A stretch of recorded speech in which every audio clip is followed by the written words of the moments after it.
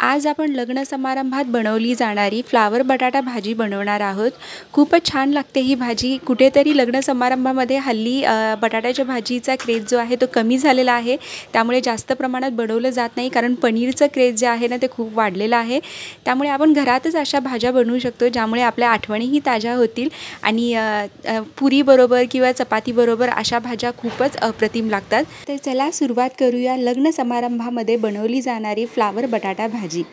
तर सर्वात आधी आपण काय करायचं आहे, इथे आपण तेलामध्ये फ्लावर जे आहे ते छानसं परतवून घ्यायचं आहे। तर अख्खा जो फ्लावर असतो ना त्याचा अर्धा फ्लावर मी इथे घेतलेला आहे।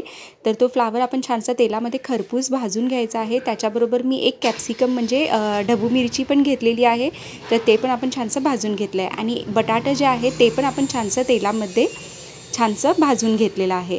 आता याची फोडणीसाठीची आपण तयारी करायची आहे। आपण 2 ते 3 चमचे तेल घेतलंय, त्याच्यामध्ये 1 चमचा जिरं टाकलंय, 1 तमालपत्राचं पान टाकलंय, 1 हिरवी मिरची, 5 ते 6 लसणाच्या पाकळ्या आणि 1 इंच आल्याचा तुकडा याची पेस्ट आपण बनवून याच्यामध्ये खरपूस असं भाजून घेतलंय।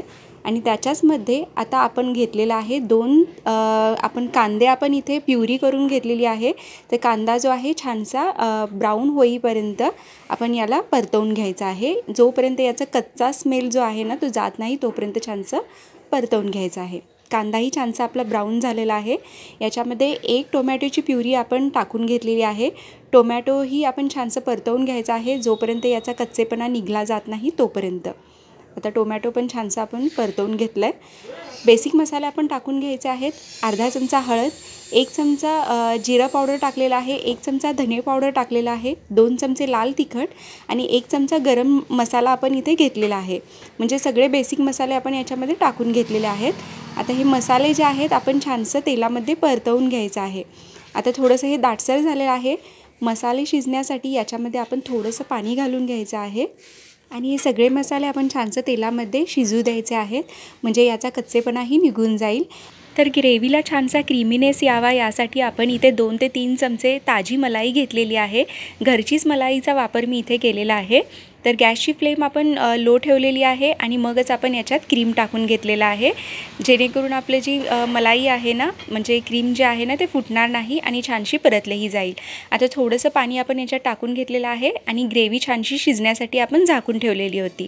तर ग्रेव्ही पण आपण छानशी शिजवून घेतलेली आहे। तुम्ही इथे पाहू शकता ग्रेव्हीला छानसं तेल सुटलं आहे, मसाले छानसे शिजले गेलेले आहेत।